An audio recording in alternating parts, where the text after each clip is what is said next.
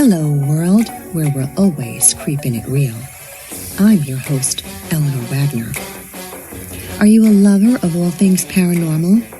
Obsessed with ghosts and everything about them? Can't get enough of the spirit world and want to hear your next story? How about listening to stories from the people behind the scenes and how they got there? Do you like listening to stories from people living them? Are you intrigued by strange phenomena of all types? UFOs, Bigfoot, scary underground tunnels right in your own neighborhood? Well, that's the kind of stuff you'll be listening to on Eleanor Wagner's Strange and Scary World. You can follow me and find out more about my Lady Ghostbuster team's adventures at my website, authoreleanorwagner.com. Check out the full podcast. Remember to tap into your own gifts. Everyone has them. In the meantime, make sure you're creeping it real.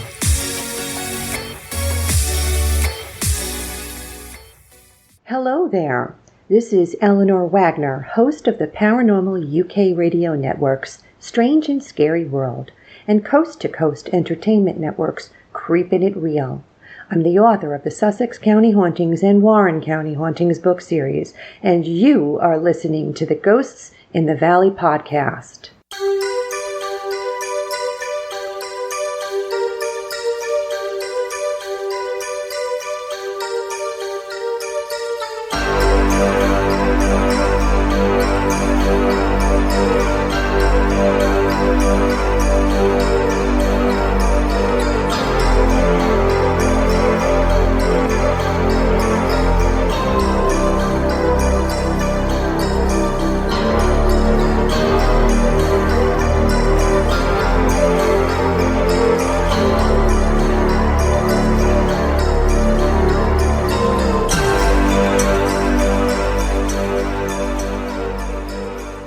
Hello and welcome to Ghosts in the Valley podcast.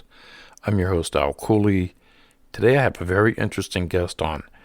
He was abducted by aliens, UFOs, out of Yorkshire, UK. His name is Russ Kellett. He has been targeted by hackers, you name it. And I want to thank him for coming on and to share his story. And during the time of this interview, Queen Elizabeth II had passed away. So I do want to thank him for coming on, and my condolences to the whole UK nation and territories. Before I get into my interview with Russ Kellett, I had 3 UFO stories come into me I want to share with you. The first one is from Mike. Mike is from Delroy, Ohio, 65 miles south of me. Mike will be my featured guest on my Halloween special for his haunted house. Getting back to Mike, I connected with him through Facebook, through a music channel, and his band is called Wendigo Drifter. Very, very good. I'll put the links of his music at the bottom of this episode. And he's the first one up, and then after that will be 2 stories from husband-wife team, Wendy Koch and her husband, Woody Koch. So here's the 3 UFO stories. Then we're going to take a short break, and then I'll be back with my interview with Russ Kellett. Okay, you said you had a couple UFO sightings. You had, what, 1 or 2? I had 2. Where was the first one at? The first one was at my old house. I mean, in what city? Malvern. Yeah, small town here, and I'm a sky watcher. I like to watch the space station fly by. I love the meteor showers and stuff. If I'm outside, I'm watching the stars. I love it. And UFOs were always something I watched when I was a kid. The TV shows and all of that stuff, but like the Roswell crash, you watch those documentaries. As a kid, I was totally interested in that, and I stepped out the front door one night just watching the stars, and you see what, we're in a flight path for 2 major airports that are pretty far off. There's one in Akron and then Cleveland, and I thought it was the landing lights that came on, like a 747 or something, and when a plane's flying towards you, it doesn't look like it's moving, before you hear the jet noise, and it looks like it's just hanging there, Mm-hmm. I think a lot of people see that and they're like, that's a UFO. But eventually you see the strobes, and eventually you'll see the plane start to bank and this or that, and it never moved. And it was brighter, when the light just like came out of nowhere. That's why I thought it was landing lights. But then the way it moved, it went from holding perfectly still in the sky to like instantly drifting off to the left, and then an instant stop. And still no strobes, and then instantly started drifting in a different path back to the right. And now I'm really kind of questioning. I was like, what if that's a 747, the pilot has just lost it? Because it's not, it just changed. Flying out erratically. Yeah, and it stopped and held perfectly still again. It got brighter and brighter and brighter, and then poof, straight up in the air. How fast? I don't know. It was like one of those things. It was so fast, the light just kind of like left a small streak and gone. And I'm standing there, I'm like, I'll never be able to tell anybody about this. Did you tell anybody about it? Oh, I told my wife at the time, and she's like, yeah, exactly the reaction. I was kind of excited about it. I was like, well, it's my wife. I'm going to tell her, because she, if I'm lucky, she's the only one that's ever going to believe me. Mm-hmm. And she just looked at me and she was like, yeah, right. Yeah. Uh-huh. Yeah. So, that's just, it was one of those things. It was like, okay, I obviously can't talk about what I just saw to anybody because they're just going to think I'm crazy. And, when I was younger, I used to, I flew Cessnas and stuff. And I've always been into, airplanes and helicopters, and just flight had always fascinated me and stuff. And when you fly even like a small airplane or whatever, you have a really good understanding of, what's going on, when you're looking at the sky. And, 99.99% of the time, if you see something weird in the sky, you can explain it away. It's a satellite. It's the space station. Mm-hmm. It's a helicopter coming. It's, a plane moving straight at you, whatever. You're going to see strobes. It's not going to do anything erratic. And it's not what I saw. From perspective, it'll trick your eye. It'll look like a light's twinkling or something. And it's just, you're seeing that light from a couple hundred miles away probably, through the atmosphere. Where was the second sighting? The second one, we took a trip to Arizona. And I think this was probably the second or third time I was out there. There's nothing like the stars in the desert, or seeing a lightning storm in the desert. It's so bright. It's a beautiful place to visit. I wouldn't want to live there. But the air is so clear out there. There's no humidity. Was it in the desert where you seen it? Yeah, we were out. It was in the Santan Mountain Valley. There's a state park out there.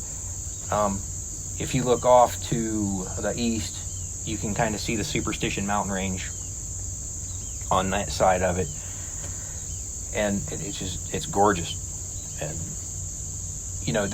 there's an airport next to it there, and then there's a military base over the next mountain range, probably a couple hundred miles away or so. So you'd always see, there was always Apache helicopters. Occasionally, you see like the Super Fortress, the cargo planes coming in and stuff.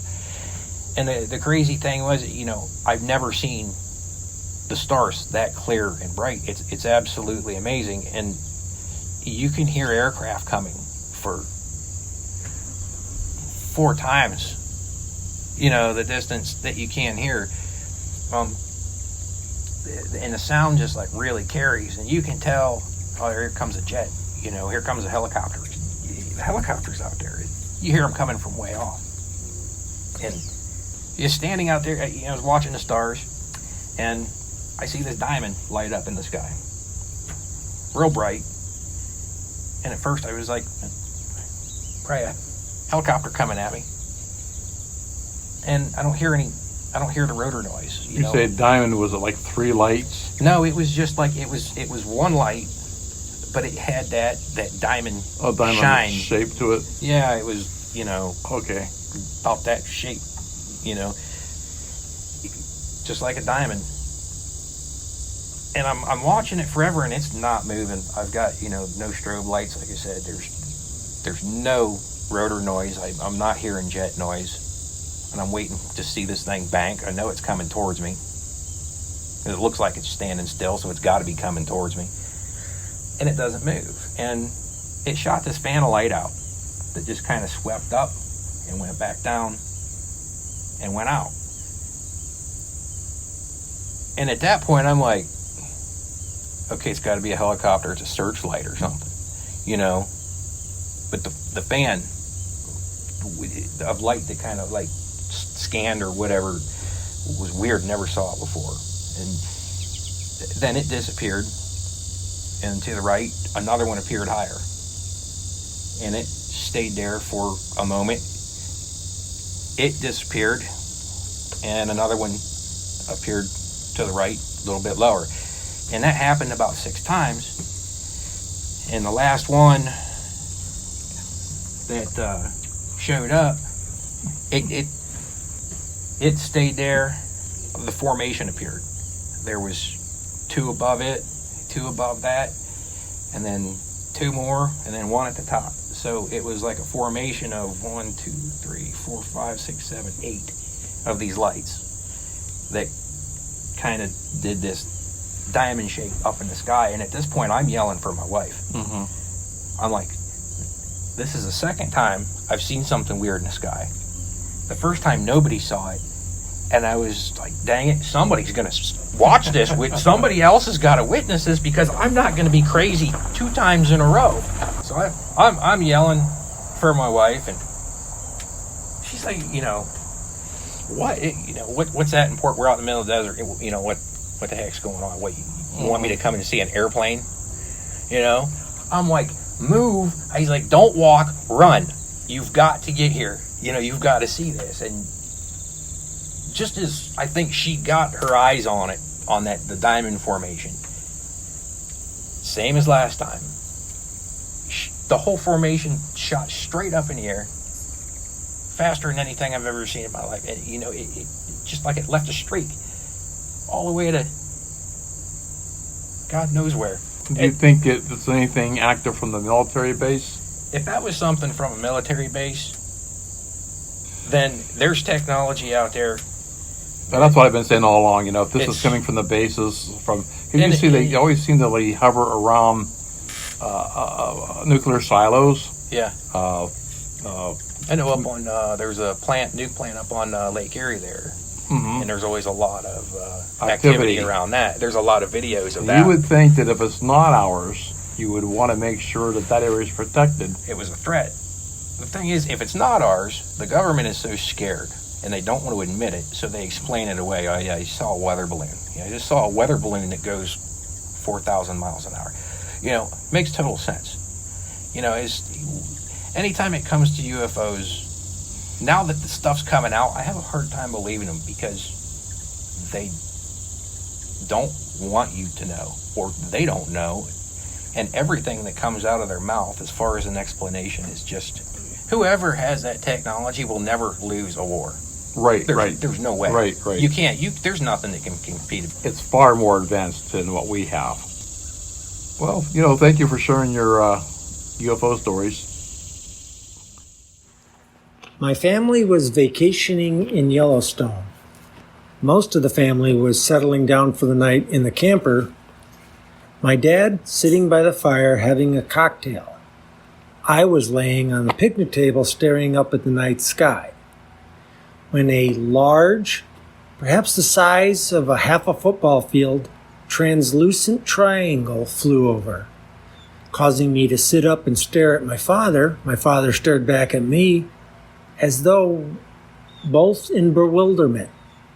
Neither of us said a word, just sat there for a few minutes, and that is my story. Really, this is just a small story about my mom's encounter actually with UFO. And this was many years ago. My dad was in Vietnam at the time, and she lived out in the country, and she just really wanted to go looking for deer, I guess. And she took a ride out, and there was all this huge expanse of farm fields or cornfields, whatever. And, she was just kind of parked alongside of the road looking for deer. It was nighttime, and she noticed some strange lights coming across the highway, and she first thought it was traffic. It was a car coming, and I think she had her cat with her too, and her cat was acting kind of strange and crawling all around in the car and kind of scratching at her legs and things. And she realized that it wasn't a car. Instead of a light, it was a huge machine. It came across a field. It was high up, but it was not too high where she knew what she was looking at. And she told me, she said, it wasn't a plane. It wasn't a helicopter. I know what those things look like. This was clearly, the classic UFO shape. And there was lights all around it, and it was far off in the distance, and it was getting closer and closer. And in that span of time, her cat,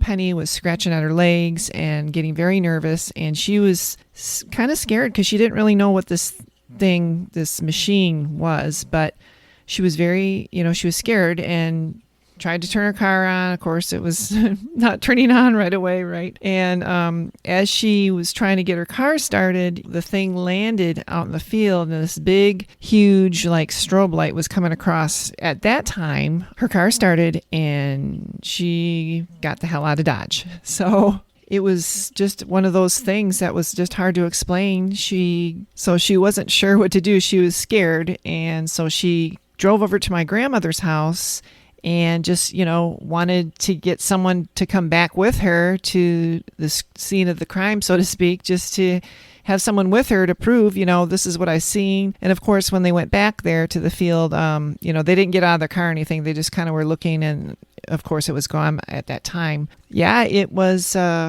it scared her so much, she ended up calling the police, and they received several calls that evening, dozens of calls with a similar experience of seeing something that they weren't sure what they saw, but it was unusual. And that's my UFO story. So I'm the host of a Juicy Pear podcast. I love having creatives of all kinds on the show. I've had actors, actresses, publicists, musicians, authors, entrepreneurs, all kinds of people. And I also love the paranormal, right? So I've had a lot of people on that have had UFO alien abduction experiences. I've had people on the show that are into Bigfoot, Mothman, cryptids.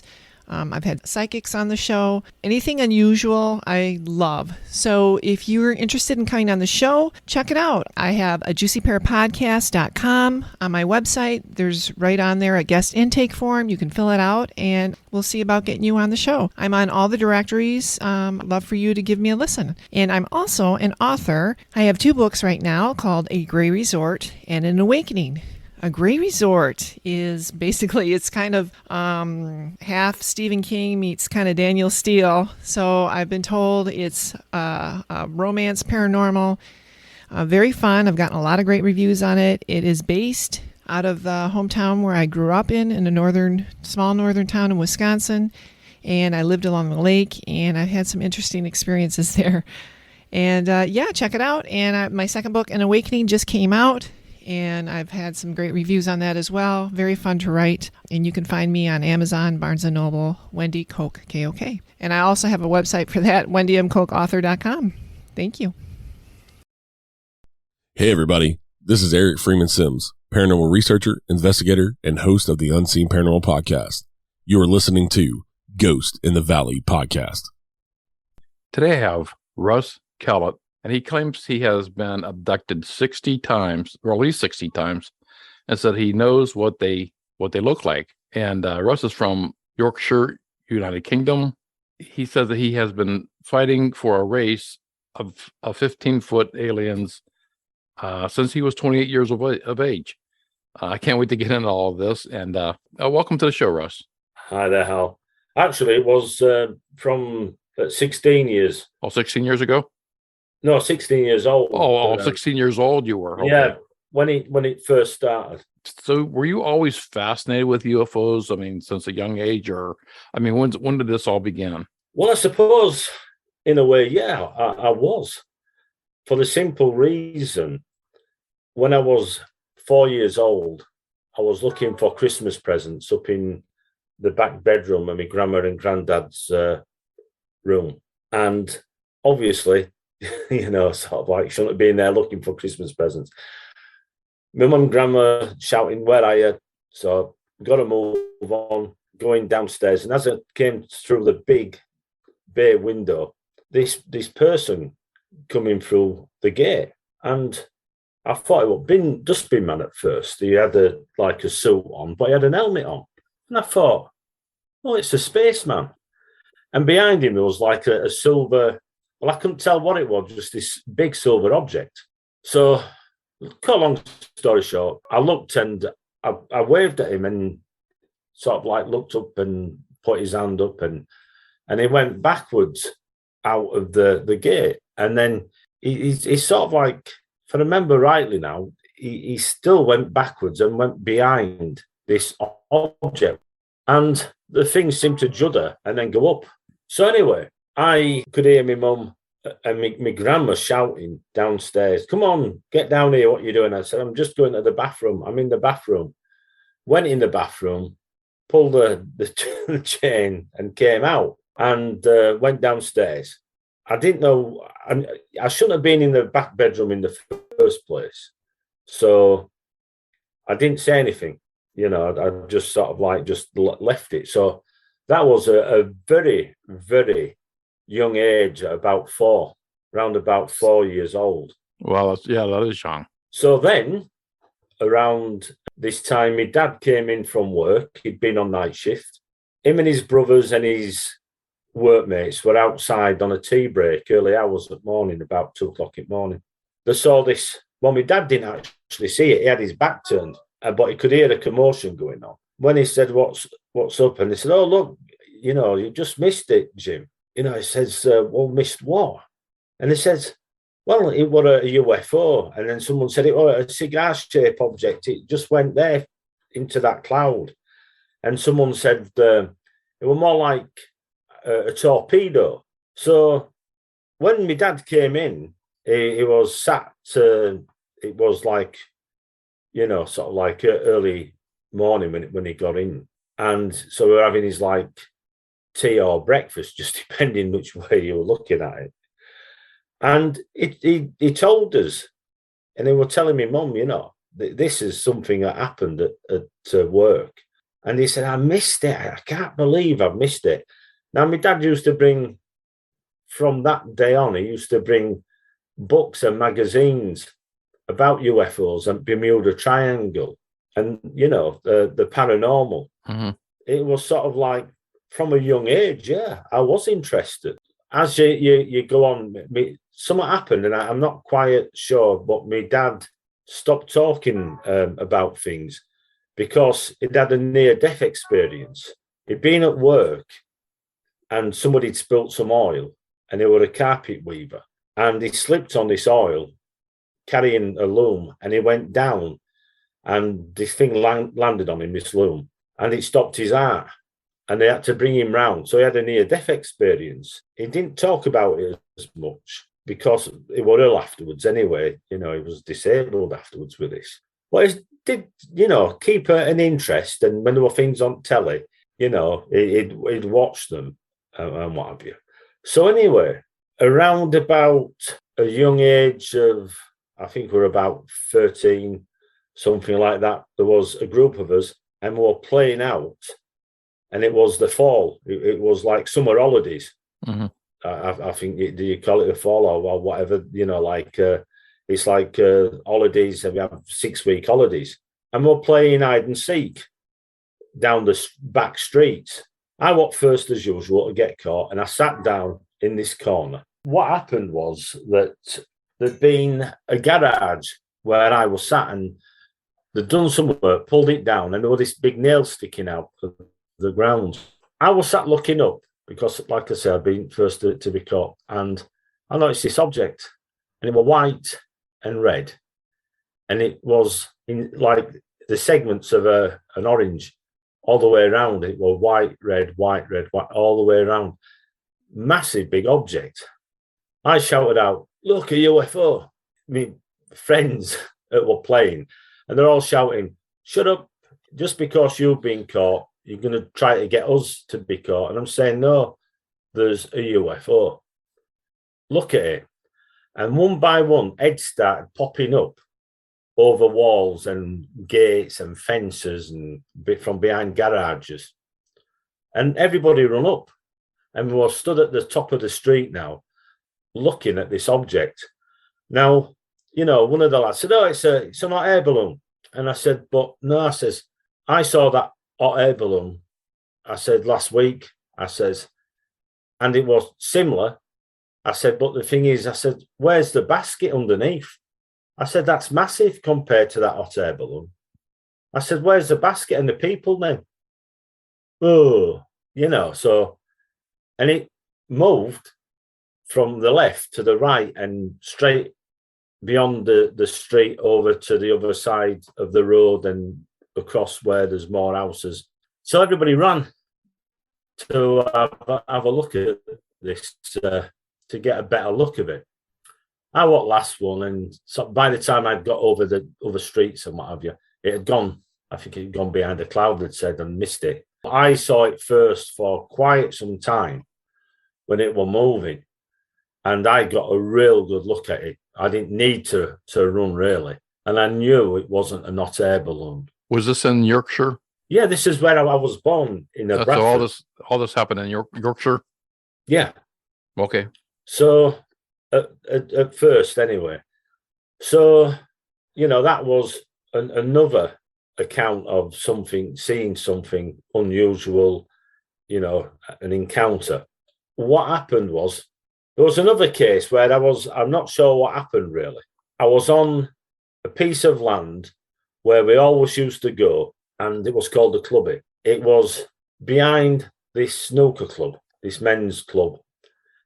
And there was trees, it were overgrown behind, and it was quite near some houses to the right-hand side of us, and behind that there was a main road, and next door there was a petrol station. And there was, where there'd been a building in front, it had all been knocked down. And, you know, we weren't supposed to be in there whatsoever, but we were kids and we used to go in. And I remember, as you get older, you don't have as many friends because they move away. They start hanging around with other people and that kind of thing. So what happened was, there was nobody about one Sunday. No, it was one Saturday, what am I talking about? And it was around about afternoonish, you know, around, I should imagine, about 2 o'clock. And there was nobody there. So I was sat down, and we had like stashes, you know, in this den. We had this big den. We had a 3-seater and a big chair and all sorts. So we had pellet guns when you used to be able to have pellet guns and what have you. Even there was like some cigarettes in this like cabinet and what have you, you know. I shouldn't probably say this, you know, being young and what have you. But all of a sudden it came dark, and it was like a whirlwind, you know, just unbelievable. I was really scared. And then it did this whirlwind, and it became light again. And I was there, and I was reading some comics and what have you. Then I started playing. We had this pistol, and you shot at a target. So I was messing about playing at that. And then there was a dart board, the same thing what we use, you know. And when I came out of there, I thought, oh, I better get home. It must be tea time. Now, when I came out of there through the trees and over the wall and started walking across, I looked around me, and I noticed the buses going past the petrol station, and they had lights on, you know, inside. And I'm thinking, why have they got lights on inside? Because it's got dark and it's nighttime. So when I got in home, wow, where have you been? What time do you call this? You know, your mum's made you tea, you've missed your tea, and there used to be wrestling. You used to watch wrestling at 4:00, and it's like 6:00. So there's hours missing. I hear that all the time. Where there's time missing on abductions, where you lose time, Missing time. Mm-hmm. So I couldn't understand from where I'd been. It was just like being in there maybe an hour or two and coming home. But I knew there was something wrong as soon as I saw that bus lit up inside, and it was dark, sort of like, and I thought to myself, this can't be right. And I knew then, this cannot be right. So, like I say, went across the road and we're walking home, getting, and, where have you been? Not happy with me whatsoever. Your tea's there, it's ruined, it's in oven. Do you think your mum's got nothing better to do? And sort of like, my mum and dad had gone out and they rung up, sort of like to see if, is he in yet? And when they came in, was I in trouble? I was in big trouble. It was like another incident, which I can't explain it whatsoever. Did you ever go to the authorities and tell them that what happened?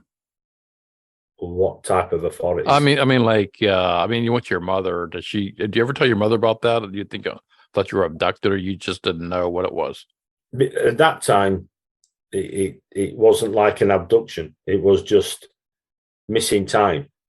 I couldn't remember. It was just like really strange whirlwind, going dark and then getting lighter and then missing time. Mm-hmm. About the last year at school, I'd had head injuries. I hadn't been well and what have you. And we're talking, me and a friend, and I says, there's a meeting, I says, about UFOs. And he says, oh, yeah, I've seen it in paper. And I said, I'm going to go to that. And he said, I'll come with you. So anyway, we both went after school. I met him in town. If we were from another area, but we met. And we went to this, it was a big pub, but we were allowed in because it was a meeting about UFOs, and it said anybody was welcome. And we walked in with a group, and we paid us, I think it was, if I remember, I think it was about 50 pence to get in each and what have you.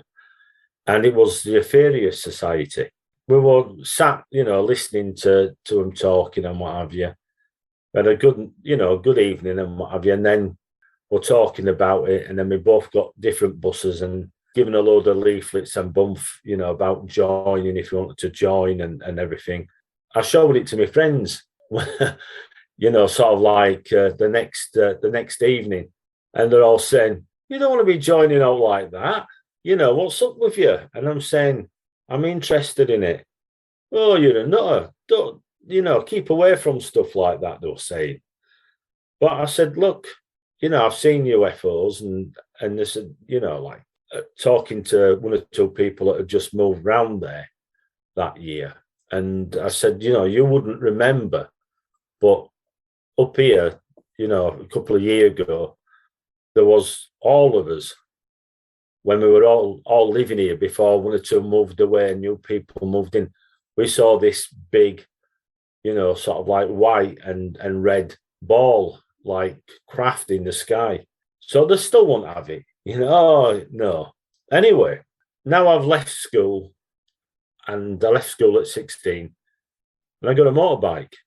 And I remember it was a Suzuki here, and I was out, riding around on that because I love motorbikes. So I was going all over. And this particular night, what happened was that I come round this corner, there's like this tunnel in the middle of the road. And I'm thinking, wow, this one here, like a couple of nights ago, what they're doing here. They're taking a long time. You don't just, drop a tunnel off, do you? If you know what I mean. It's like, takes a bit of building and etc. And the next thing, I'm slowing down, but I'm still going through this tunnel. And now I'm in this darkened room, and there's these tall, 15-foot tall humanoid like creatures, but with like bald heads, and They were like, you know, is it the French Dracula, Nosferatu?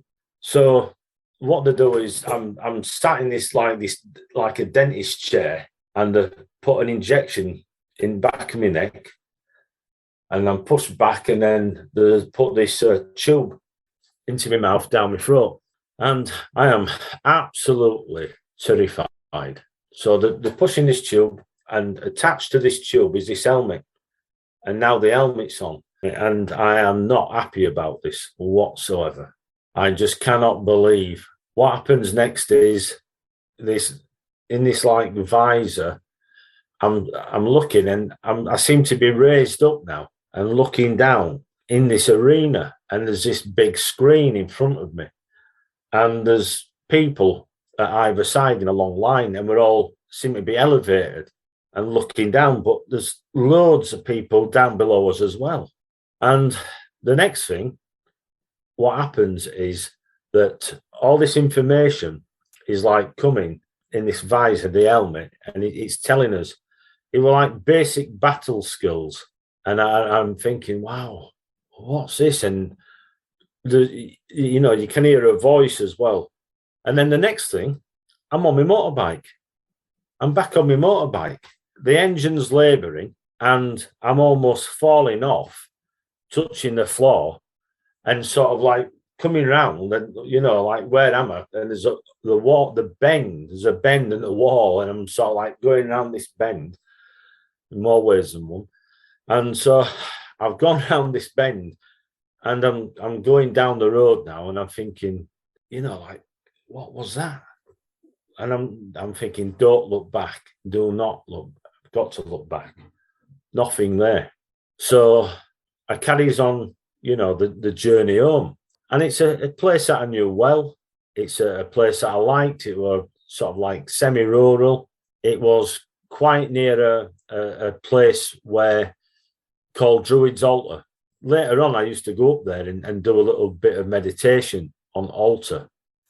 Probably not the right thing to do, actually, when I think about it. Next door, across these fields, is a place called St. Ives.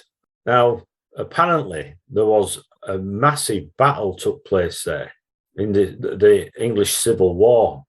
And, we were just talking about this the other night. Very odd that we've got a battle that took place there, and we've got Druid's Altar. Some people say it's a sacrificial, stone, etc. So, anyway, I'm on my way home now, and I comes into the backyard and parked my bike up, turned it, and I'm thinking to myself, everything's in darkness. I'm just going to the door, and my mum comes to the door, and it was sort of like, get in here. What are you doing out at this time? You're not old enough to be out at this time. You've got work in the morning. And I'm thinking to myself, so she's not happy with me. She says, you've got to think about other people in the house, who's got to go to work and what have you. So, and I'm thinking, well, what do I say to her? Because I know in my heart of heart that it's late, and he shouldn't have. I'm not sure about the time as such at that point, but I know it was a lot later than it should have been. I couldn't explain to my mum or my grandma or my dad. My sister wasn't bothered. She just looked at me and goes, typical. So anyway, what happens is I goes out. I'm riding around a few weeks later, and I'm thinking to myself, right, don't think I'll go that way. Now, what road works? And I couldn't go forward, and I thought to myself, I'll turn around. And I had this car, didn't seem to like motorbikes. And so I just thought, I'll have to go up this road, the road that I'd been up previous. Cut a long story short, the same thing happens again. In the middle of the road, we've got this tunnel, ended up again, and I'm trying to fight you. No, I don't want to go down there. I'm looking, thinking I'm going to turn around. I'm going to slow down, turn around, just being like sucked in, just going in, pulled in the room again. The same procedure, more or less. This happened where I'm in this room, injection at the back of the head, this tube put in my mouth, and this helmet put down and raised up, and that happened a few times. And I'm thinking to myself, right, I'm thinking something. The next thing, back outside, the same scenario again, down the road and almost falling off. I'm thinking to myself, no, there's not again. Again, do you know what time it is? Is there something up with you? You keep on coming in late, and it's not good. Right, so what happens is that I got a scooter. I decided, I was talking to friends, and I'd seen scooters, and I liked a scooter, so I thought I'll get a scooter. So I'm out on my scooter, and I'm not really thinking about this now because I've got new friends. I'm riding around different areas and what have you. Again, I only went round a different way, but ended up the opposite side and turned up this road again. And I'm thinking to myself, I just do not believe this. I'm down the same road, and this time it's there again and straight down. This time there's a little bit of difference, because now this injection in the back of my neck, and I ended up in this massive big room. It was like a checkered board floor, and I'm looking down and, disbelief. I'm thinking to myself, where am I? And there's people at either side of me in this room. Now, the next thing, there's like this mist on me, and I'm thinking, where's my clothes? Where's my clothes? Now, it feels like warmth, and I'm dry. I'm thinking to myself, this is unusual. The next thing, this wall that was quite a distance away comes right up to us. It moved right up to us. And there's these pipes coming down, and we're told to take a drink out of these pipes. And so looking, and you're told, take a drink out of this pipe, drunk it and what have you. And this sluice comes down, and all of a sudden we all started being sick, because there's a long group of us, started being sick, and then told to drink some more and what have you, the same thing. And I'm thinking to myself, what is this? So then we told to drink this other tube, and it was like water. And then this thing went back up, these tubes went back up, the sluice went up, what we'd been sick into and what have you first, and then the pipes had gone up and what have you, and the wall went back. Now, again, there's this mist again, what we had before, and then we were dried again. The wall came forward, and then we've got these lockers.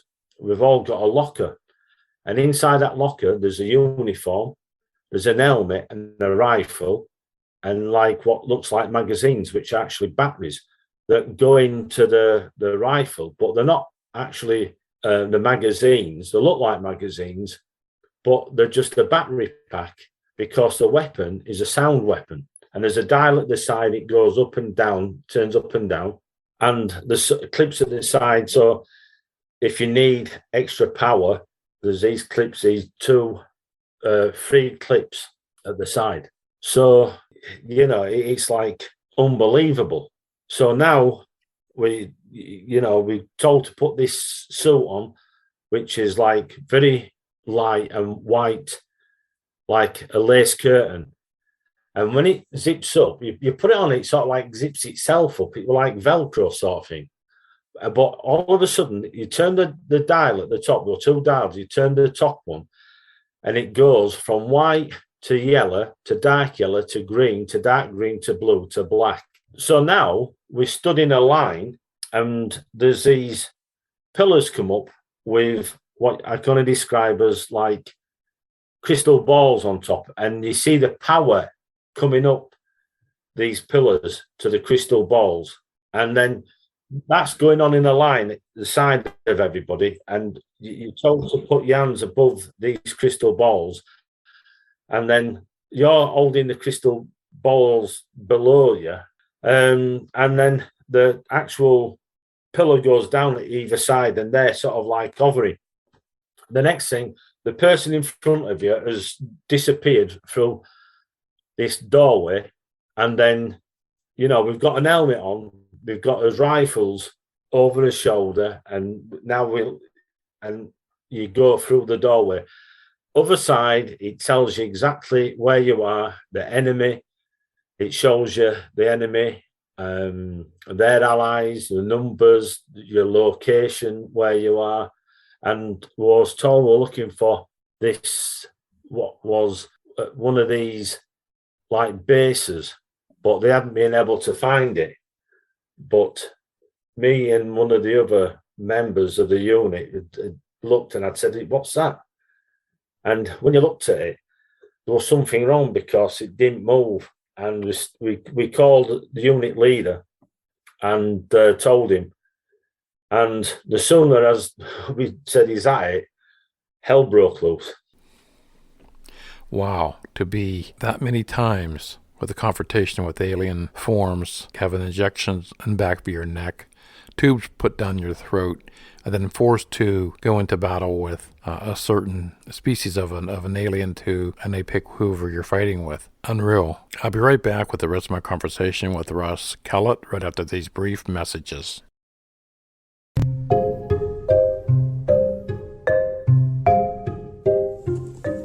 Are you interested in all things paranormal, ghosts, EVPs, cryptozoology, and the history behind the legends we all love, but you don't have an hour out of your day to listen to another podcast?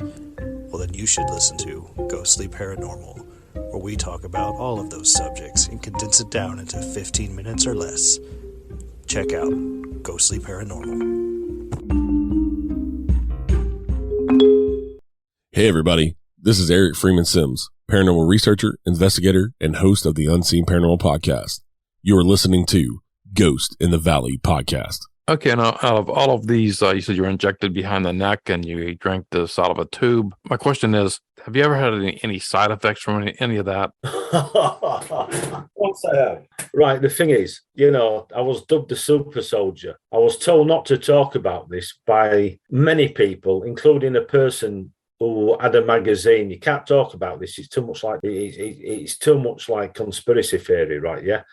When all this happened, right, I've got my paperwork here, right? Yeah, I became ill, right? Yeah, I can go into that part if you want and talk about it. And what happened was on the 2nd of August, 1990, we were told, you know, like, you can't talk about this kind of thing. Aliens with weapons, you know, can't stand up on a podium and talk about it. Don't sell magazines. Really? Well, it's a UFO magazine. That's strange. We're talking about Roswell every other week and you know, Rendlesham and aliens and you know, craft and what have you. And it doesn't sell magazines. Strange is that, isn't it? Really? Very strange. So the thing is, I'm feeling like, you know, people are telling me in this subject, it's too much like conspiracy theory. Mm-hmm. But yet, they're taking any old waffle, what anybody else has told them, as read. So I'm there in my bedroom, and I've got witnesses as well, by the way, when the person turned around and said, you can't talk about that. One was my dad, and he turned around and said, don't ever give them any information ever again, any videos, any stories or anything, right, yeah? Keep away from them. So anyway, what we're looking at now is, like I say, 2nd to 4th August, and my sister was going to the bathroom and I was laid on my bed listening to some music. I had a motorbike. So what happens is that this bedroom, the gable end, the wall, there was a light shining through from the stairs because the bedroom door wasn't locked or closed. It had a gap, you know, so I could see. And I was listening to some music there and I could see the wall turn pitch black. And I'm looking at this wall thinking, what's going on? Why did that just do that? Then the next thing, the darkest shadow silhouettes of humans, tall, they looked, I don't know how they got in the room, they were so tall. And they walked through the wall and they were in my bedroom. And one of them, the one at the front, started telling me things. My sister's going to the bathroom and she can hear conversation going on. She's coming up the steps and she's saying, "Who are you talking to in there?" And I says, "Oh, they'd said something." And I said, "No, I'm not going to do that." And, "Oh, you will." And I said, "I don't think I'm going to do that whatsoever." So my sister says, "You're talking to who?" And I said, "Oh, these." I said, "They've just gone now." And she says, "What are you talking about?" And I says, "Them, they've just walked through the wall. They've gone." So my sister been to the bathroom. She'd come out and she said, "Are you in there?" And I says, "Yeah." So she says, "Can I come in?" And I says, "Yeah." And she put light on. And she says, "Oh, were you talking to?" I said, "Oh, they've gone now." And she says, "Are you all right?" And I says, "Yeah." I said, "But I don't like them. I don't want to see them again." And all of a sudden, I don't know what it was. I can't explain it. My sister went, she'd said, "Oh my God." And she run downstairs and she said, "Mum, Dad," she says, "there's something wrong with our Russ." And my dad said there's something been wrong with him for a long time. Anyway, but, so what happens is I am absolutely shaking. I am frightened. And, they said, come downstairs, come on. So I went downstairs and I was shivering. And this thing, sort of like when it sort of like came up to me and what have you, sort of like I was scared or petrified, I must admit. How old were you? I would have been, at that time, I would have been about 28 at that time. This is after all the stuff had gone on. This is sort of like the last times, because this had gone on from 16. So what happened is I'm sat down and Stormy Norman had just invaded Kuwait. So I know the date, I've got the date written down here with all my medical records, right? And you brought something up which not many people bring up, actually, and I'm glad you did, because, hang on.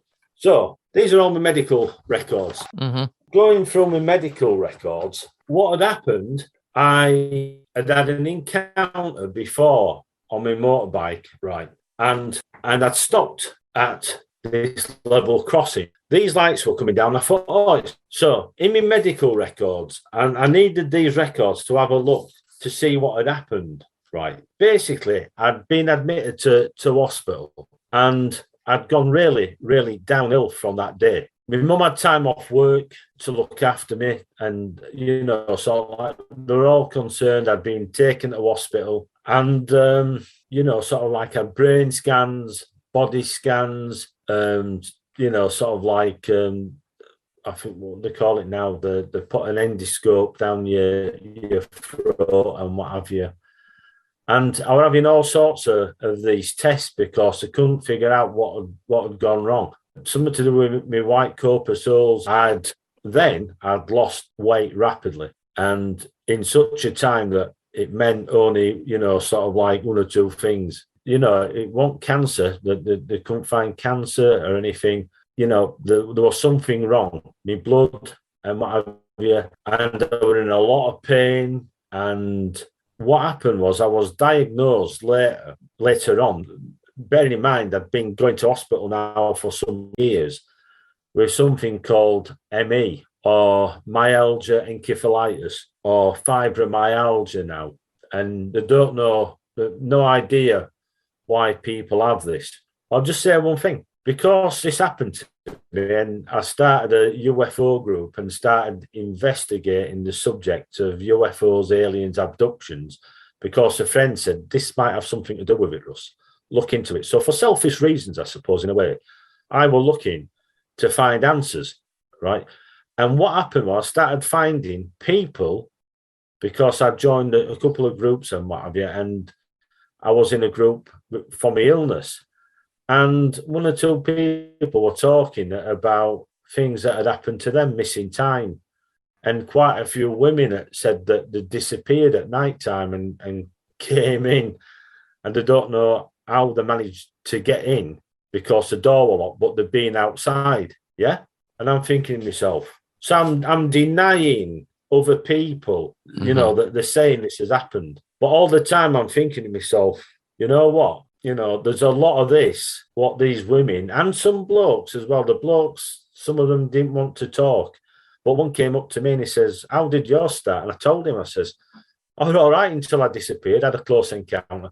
As soon as I said close encounter, it wasn't abducted, it wasn't aliens, but it was like close encounter. You know what I mean? It was like people knew. You didn't have to say aliens. You didn't have to say UFOs. The word close encounter sparked something in them. You ever ask that question to yourself, why me? Well, of course. Why you and not your sister or not every, why me? Why does it keep being me? Well, yeah, of course. That's like, don't you think it's somebody else's turn? And especially, and I don't like talking about the war part with the aliens taking us, putting us in the unit, that's a little bit different. That's the unit that I'm in. Things change. We don't need helmets. What happens is we have implants in his ears, his eyes and his nose, right? And I had them taken out a few years ago. One day at 4 o'clock in the morning, I'm sat down. My mum had passed away. I was watching television. They came, and the next thing I know, these things have been taken out. I had the injection in my back of my neck, the ears, like earache. I always have earache in my right ear, always. Anyway, so why me? It's not only me, it's a lot of people. What you've got to realize is when I started researching this subject and I looked at everything, every possibility, and I started looking at how many people have gone missing in the UK. It must be over 7 years now. And I were on the radio, BBC Radio Leeds, talking about this. And I'm talking about abductions. And I said, funnily enough, there's a lot of people go missing. Oh, yeah, but they come back the next day. And I said, no, they don't, because you can't be registered and classed as a missing person. You've got to be 48 hours before you even register as a missing person, unless you're an elderly person or a child, a baby or something. And then, obviously. And, oh, no, I don't. I said, I'm telling you, people want to disappear because of whatever reasons, and they don't want to be found, really. This is an island, And I says to her, do you know how many people went missing last year? And I got this wrong, because what I'd misunderstood, there's the first half and the second half of the year when these reports go in. So what happens is I'm talking, and what I found out is there was like 180,000 people that had gone missing. In the UK, what happened, I'd got my facts a little bit. They said, oh, well, one of the researchers had called the missing persons department and stuff and asked. And they said, well, there was 260,000 people in that year that had gone missing. The full year. The host turned around, and I'll never forget, she said, oh my God, she says, 250,000 people. And it's supposed to go up every year in increments. It's supposed to go up. And this is an island. It just makes you wonder. Well, it sure does, huh? Well, when was your last abduction? The thing is, I'm not sure now, and I'll tell you for why. I had 100% recall of everything that happened to me until this happened, right? What happened is, Sunday morning, I came down and my dad came in, and he always liked to go in and get papers. And I sat down and said, do you want a tea, Dad? And he says, yeah. So it chucked like 2 papers on the table, and he took his paper with all the pieces about horse racing, because he used to love horse racing and betting. So he goes next door in the other room, and then he comes back in, and I was sat looking at this paper, and I was reading or trying to read, and there's something going on, and I'm trying to read the paper, but I can't read the paper. I'm not getting my words out. I'm right. My dad comes in and gives it. Did you make that tea, Russ? And I looked up, and I'm looking around, and I'm trying to explain. No, I remember trying to tell him something, and he said, "Are you all right?"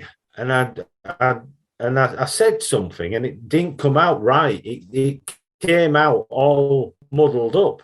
And he says, "Are you all right?" And I just said to him, "No, I'm not. No." So all of a sudden, he shouts at my mum and says, "Right, there's something wrong with Russ." He says, "I'm going to have to take him to hospital." So the next thing, my dad, not a big guy, grabs hold of me and sort of like puts me in the car. I end up in the hospital, and my dad said, "I don't know what's wrong with him." So they're asking him also. I can't remember. You know what I mean? I just remember being there, and I don't know where I was. So my dad disappeared. I ended up going on a trolley and ended up in a different hospital next door. And I ended up in an isolation unit. And my dad and mum came, and they only could see me through this window. And they said, like, we're doing all the tests and we just don't know what's up with him. And anyway, memory loss. I had CAT scans, I had body scans, I had every scan you could have. Couldn't figure out what it was. At the end, it says, well, we can. If you have a certain type of migraine, you lose all sense of taste, smell. You can go blind, which I was blind. I'd lost my sight. I couldn't hear. I was in a mess. I thought I was definitely not and was not, for this earth for much longer. There's no doubt about it, You think they ever try to label you crazy, or, that the hospital's going to come up with something that they can't find the exact? No, because apparently I'm not the only person it happens to. Uh-huh. And I've spoken to another person who was an abductee, told me I was absolutely taken back when it had happened to them. And they'd ended up in an isolation ward. How many abductees do you know end up in an isolation ward? Right. You know what I mean? I'm not talking about a secure unit, because I'll be honest with you, I know I'm talking about aliens and stuff, but I'll tell you something. I've seen crazy people in power, in jobs, very important jobs. You've only got to look around you. And I think to myself, I'm the only sane person in this asylum. And I'm not joking either, I know it might sound crazy. I know, but the thing is, it's the truth. This is a warning to people, what I'm telling you and what I'm telling other people, right? Yeah. Not making out I'm an hard man, I'm a super soldier, all this. I'm telling you and everybody else out there, right? Yeah. Sort this out, get it sorted, find out what's going on, because you shouldn't have this happen to women, children, men, women, no matter who they are, right? Yeah. You don't want it happen to your families. I'll tell you that for nothing. Do you think the government knows more than what they're saying? They know. I mean, the thing is, people want evidence. I'm filming. I've got a YouTube channel, which I've been at and what have you this week and what have you. You can see me get hit by 5 balls of light as I'm filming a UFO. And it's a split second. 5 balls of light in a split second. It's the camera as I'm talking to my friend, was disabled, and I'm showing him the camera and saying, look, can you see it? I'm feeling, bang, this light, and I'm feeling this power going down my body and up. And I said, hang on, just give it back a minute. And I'm carries on filming, right, yeah, and it's catching what's happened to me. And you can see the UFO move, and I carry on filming it, right? Not long after, that camera packed up on me. That was the first camera that packed up on me. Then I was with BBC Radio filming with my friend, and as I'm filming, I let him hold the camera. He started filming, took over, and as he's filming on my camera now, it turns off 3 times. And the host of the radio show says, oh, surely it's an aeroplane. Surely it's coming over to us now anyway. You can see what it is. You can see it. It turns and comes along towards us. Oh, I don't like this. It's only an aircraft. For goodness sake, what are you scared of? Let's get out of here. That was my next question, was if you had any special energy since the abduction. And I just was curious, because there's other people I've had on it. They've had special excessive energy. So, yeah, you do. It's, some people call it gift. Have you been gifted with something? Now, it's not a gift, because imagine if you're a telepath and you can basically feel and read people's minds. It's a curse. it's a curse because it happened to me once, and somebody who I love dearly thought something about me, and everybody thinks about, even the ones that love, oh, behave, get over it, and you feel that, and you're getting that and picking up from that person. It's not a nice feeling, you know what I mean? Even if they're right, it's not a good thing. And like people say, oh, if you've got your third eye open, you can see and feel and everything. Would you really want to know what people think about you? Yeah, I see when I was doing some background check on you that you were from Yorkshire. That area is pretty active in UFO and paranormal activity. When I didn't know about the 200, almost 250,000 people, kids end up missing. That's astounding. And one of the things is, where I was abducted and on the way home, I go past. I know people say, "Oh, it's a fake and everything," but where the Cottonley fairies are? The Cottonley fairies, the pictures of the fairies, the little girls, the cousins. Right past there is Druid's altar on this ley line. Standing stones around there until the council pulled them down. Institutions as a preceptory just down the road there. I think, if I remember rightly, the 9th Roman Legion disappeared just down that road where I were abducted. So the other thing is, I saw a giant spaceman up on Druid's Altar when I was going to a friend's house. I was going to a friend's house on a scooter, and I thought to myself, this thing that looked like a spaceman in an helmet walked behind this tree. I couldn't see it then, so I came back, looked around and turned to the right and went to his house, and you could see from his house over towards Druid's Altar. Knocked on his door, and he said, "All right, Russ," because we were doing some acupuncture on it. And he says, "Come in." I says, "I've just seen," I said, "it looked like a giant spaceman just walked behind trees up there at Druid's Altar." And he said, oh yeah, you get a lot of that round here. There's all sorts. Come in, I'll put kettle on. You want a coffee? And I went, "I've just seen a giant spaceman." I mean, and you get a lot of that around here. And when I started researching, I found out something, right? The whole area that goes across towards Ilkley Moor, where there's a famous little alien of Ilkley, little green alien of Ilkley Moor. Have you heard of it? I have not. Where it looks to be old in a box from 70. It's unbelievable. So I started looking into another case. So I'm now researching around this area where I've been abducted and where I've seen this. A woman talks about this dog and her. They were out for a walk, and there's this big trailer with logs on, and she sees a head behind the trailer looking down at her. And she looks up, and the thing walks from behind the trailer, and the dog barking and off. She were off. She told a friend who was in the UFO group, and again, straight across from Druid's Altar Lane. So the thing is, when I started looking into the history of the area, I found out that area behind where the lady had seen this giant alien, again, with an helmet on, was called Rumble's Moor. And when I looked Rumble's Moor up, it's named after a giant called Rumble. Why is it called Rumble's? Who was the giant? Well, I know the giant was, but the stories of other giants are along there. So, it's like myths and legends, and then we've got UFOs, actual sightings, we've got landed craft as well around, and we've got abductions. Is it a coincidence?